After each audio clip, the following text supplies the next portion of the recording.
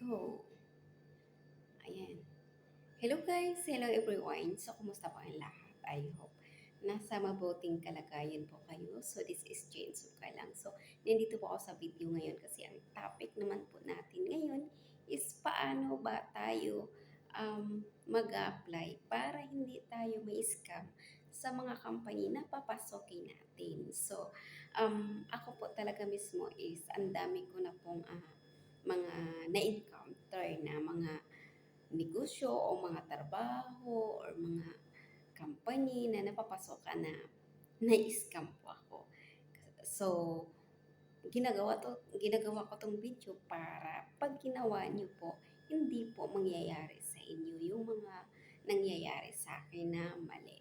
Ayan. So, unang-una guys, kailangan po is kailangan nyo once na papasok kayo sa isang company or negosyo or ano man yung pagtatrabahoan nyo, alamin nyo po.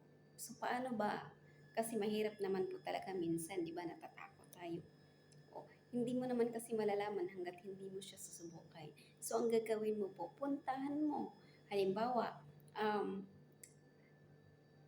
may nag-offer sa'yo na isang company, tapos hindi ka sigurado, parang ako nung may nag-offer sa akin na company, yung ONA is yung ONO. Ayan, so syempre hindi ko pa kabisado. Unang-una kasi first time na may nag-invite sa akin. Ayan, yung ONO is hindi ko kabisado sa Manila. Unang-una, pero nagustuhan ko kasi yung nag-share sa akin kasi bumili sa akin ng sigarilyo. Nakilala ko kasi yun kasi nung time na nagtinda ako ng sigarilyo stick by stick sa kanto. So, bumili sa akin yung mga ah, distributor ng ONO. Ngayon, nagkikwentuhan sila, tatlo sila. Oh, tapos nagkikwentuhan sila na about sa product. Ganito, maganda yung sabon, ang ano, yung ganun. Eh ako naman, syempre nakaupo, nakikinig. So, sabi ko sa kanila, ano yun, pinag-usapan niyo.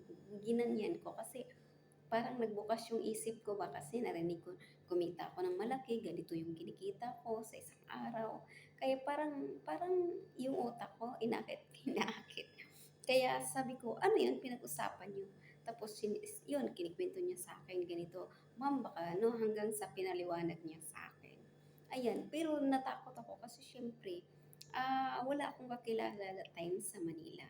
Wala akong close na friend impersonal. So, ako lang talaga noon sa oras na yun. Ah, then, um, nagduda ako sa babae kasi ang sabi kasi niya, tinatawagan ako sa cellphone kung gusto mo susunduin ka namin kaya hindi mo naman kabisado. Eh, naisip ko kasi duda ako, parang ikaw ngayon na nanood sa video na to. Nagdududa ako na kasi di ba maraming mga kidnapper, yung mga dinadala ka, kunwari ganito, pero hindi naman pala talaga ikaw dinadala dun sa papuntahan mo. Iba yung pinapuntahan. So, sabi ko sa sarili ko, baka yun yung naisip ko. Kaya in short, sabi ko sa sarili ko, ma'am, ibigay mo na lang yung number at address. Ako mismo pupunta. Kinabukasan, pagising ko ng maaga, sinusulat ko yung address, numbers na save ko sa cellphone. Then, pinuntahan ko talaga siya. Pinuntahan ko talaga. Nandun sa recto. Pagdating ng recto, may lalakadin kay. Tapos yun, pagdating ko sa LRT sa recto, nilalakad ko lang yun, ang layo. Oo, ang layo. Pero sabi ko sa sarili ko, mas okay to, nalalakadin ko kaysa lalagpas ako. Pagdating ko dun sa LRT, bumaba ako. Nilalakad ko lang, tanong-tanong lang ako kasi papasok kasi siya sa mga malalaking kundo dyan.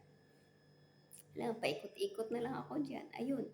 So, parang ganon. So, kung ikaw nanonood sa video to, so, kung gusto mo para hindi ka ma-scam, hindi ka maloko, alamin mo. So, alamin mo. Kasi hindi mo naman talaga malalaman kung hindi mo talaga alamin, susubukan, gagawin, aksyonan. Parang nung nag-abroad ako, ito, pagkakamali ko din kasi hindi ko kabisado. Nagtiwala lang ako sa asawa ko. Tapos sabi ng asawa ko, magtiwala ka sa ate ko kasi siya yung recruiter. Nagtiwala ako. In short, hinihintay ko yung sila yung mag-update, magpa-follow up. sa pag-abroad ko sa Saudi. Hanggang sa umabot na lang ng 4 years, namatay na lang yung asawa ko. Oh, hindi ako naka-abroad, nakaalis. Bakit? Naghintay lang ako eh. Hindi ko binigyan yung sarili ko na alamin, kabisuduhin, tatawagin. Yung hindi ko binigyan ng ganun na sistema. So, ngayon ako natututo nung nawala na yung asawa ko. Ang dami kong mga nadiskartehan na mga pagtatrabaho, negosyo, mga napasukan. Na sabi ko, na-experience ko yun. Sabi ko, ganun pala talaga. Kung hindi mo talaga bigyan yung sarili mo na gagawin yung isang bagay, alamin, kabisaduhin, yung bigyan talaga, yung kumilos ka, yung sarili mo, pilitin mong kumilos ka, gagawin mo para um, hindi ka mai-scam. Ayan.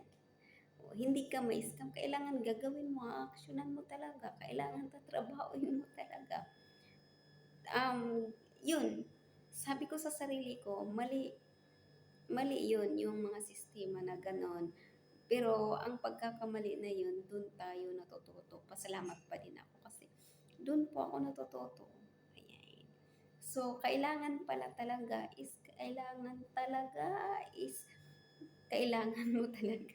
ayan, kabisaduhin, kilalanin. Mas maganda kung medyo may duda ka sa tao, puntahan mo. Pag sa online naman, ayan, ito din nangyari din nung pagpunta ko ng Dubai. So, syempre, dito, ayan, siyempre, nagdududa ako kasi online lang. Online ko nakilala yung agency. O, siyempre, hiningi ko yung address. Pinuntahan ko. Oo, malayo, nag-i-effort ka, pero sure ball. Okay lang yung nag-i-effort ka ng todo, pero sure ball naman. In short, hindi ka na-scam. Ayan, I hope may natutunan ka. So, yun, bigyan mo lang sarili mo, di ba, nag-i-effort ka, napapagod ka, nahihirapan ka sa kaikot-ikot, nahirapan ka sa kaka-view, sa kakatinitigan mo, kinakausap mo kung sa nagbi-video call kayo ng tao, ayan, kilalanin mo siya, o, magtatanong ka kung anong itatanong mo, lahat-lahat itatanong mo, ayan, wala pong masama yung ganun kasi mas okay po yun na kinakabisado mo, pinaprangka mo, mas okay po yung kinikilala mo in short.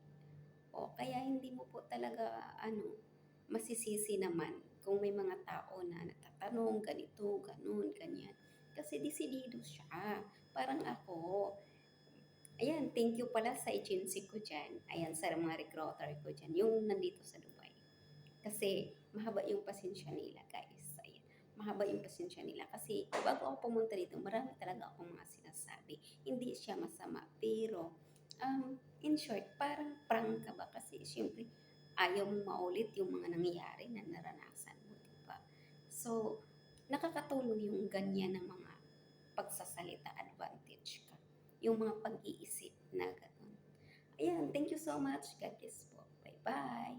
I hope na sa mabuting kalagayan kayo. At saka, itong video na to, ipopost ko siya. I-upload ko din siya sa YouTube. Ayan, gumagawa tayo ng YouTube. Kasi, pagtanda ko, babalikan ko tong mga ginagawa ko. So, at least may mga memory ako sa sarili ko. Diba? Nung bata pa tayo. Ayan, so, sa mga may puso dyan, pwede nyo ako i-like, mag-comment kayo kung anong gusto nyo doon, itatanong nyo. And, pwede mo ako i-subscribe kung gusto mo. Kung gusto mo lang, yung pag ikaw yung tipong tao na may puso na gusto din makakatulong sa kapwa mo. Makatulong sa amin na nag-umpisa pa lang. Thank you po. Power and God bless po. Paano to? Close.